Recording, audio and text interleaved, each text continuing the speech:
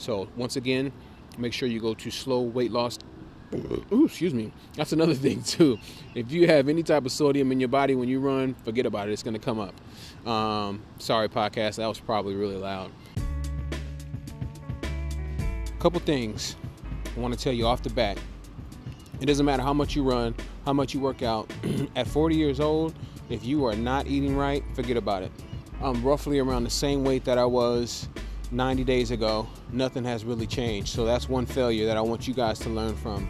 In order for me to really lose weight, I'm gonna have to change my diet. I just started back to lifting weights. I know that's gonna help me burn fat. But the one thing that's important is the calorie intake and your fat intake. Watch your fats, your sugars, your carbs. I was doing very well when I was watching what I ate. But as soon as I started going off the rails as far as eating sweets and carbs and things like that, I was out of control. I listened to this podcast called the Marathon Training Academy. There is a part where they have this doctor, they bring this doctor on, and I can't think of his name right now. He talks about overweight runners, how he's seeing a lot of overweight runners run marathons and things like that. And so he talks about your waistline, so the circumference of your waist versus your height. Start off with that as a basic indicator on where you are. As you guys can see, I still got a huge spare tire. And that's something that's going to change. We're in November right now, and obviously Thanksgiving is around the corner. But as soon as Thanksgiving is over, I plan on doing a lot of detoxing, a lot of flushing. Obviously, Christmas will be right after that.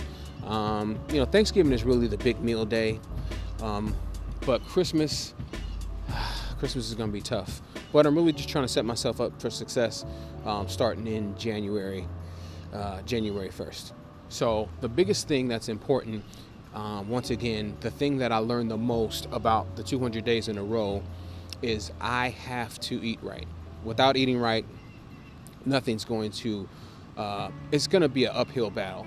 You're going to be working against yourself, and that's something that you really don't want to do. Make sure you eat right. Depending on your blood type, depending on who you are, you know how to diet. I'm pretty sure everybody who's watching this can reflect back when they had some sort of success story, whether it was a week, 2 weeks, 2 months, maybe you even went a whole year. Ultimately, what I would say is just make sure that you diet, because if you don't diet, and when I say diet, I mean change your lifestyle.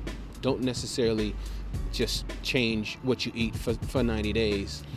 Think of moderation. I know Tim Ferriss, he talks about having a cheat day because everybody wants to relapse. So if you can kind of put yourself in that position to where, yes, I'll have a cheat day, that'll help out. You have to figure out what you want to do. I'm not here to recommend a low carb diet, a low sugar diet. All of those are good, but ultimately you have to figure out what works for you. Right now, my girlfriend, she has me making soups, so we're going to see how that flies. I think when I'm most successful is when I have protein and some sort of green vegetable. Ideally oatmeal in the morning, some sort of healthy snack, but I'm gonna definitely try the soups and see how that flies.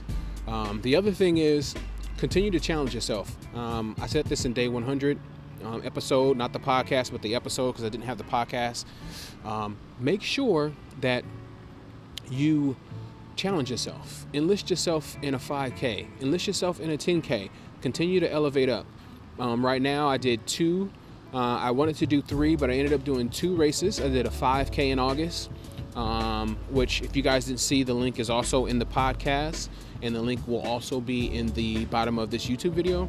I did a 10K, which is the Houston Half Marathon. They have a 10K as well. I wanted to do the turkey trot, but I bowed out gracefully. I did not do the turkey trot. The next race I'll do will be in January. Once again, I'll start off with the 5K.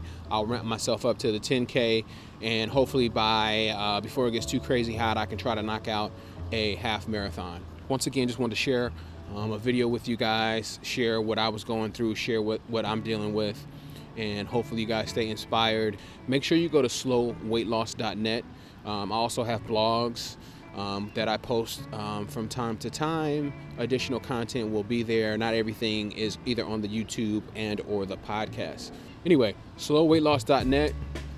All right, I'll follow up with you guys probably 300. If I have something before 300 that I want to share with you guys, I definitely will. As far as the podcast is concerned, I'm going to start ramping that up, you guys. So make sure you click on the link below so you can subscribe to the podcast as well. I plan on having at least a weekly podcast. Maybe I'll begin to interview guys and things like that. I know people are doing other challenges of 1 mile a day minimum and things like that. But, 10 minutes a day is what I've been doing. And obviously I've had, days where I ramp up, where I'm doing, 1 mile, 2 miles, 3 miles. Usually it's either on a Saturday or Sunday when I'll do my long run. But if you start off at 10 minutes a day, the sky's the limit, you guys. So thank you guys for following, and I'll see you guys on the next episode.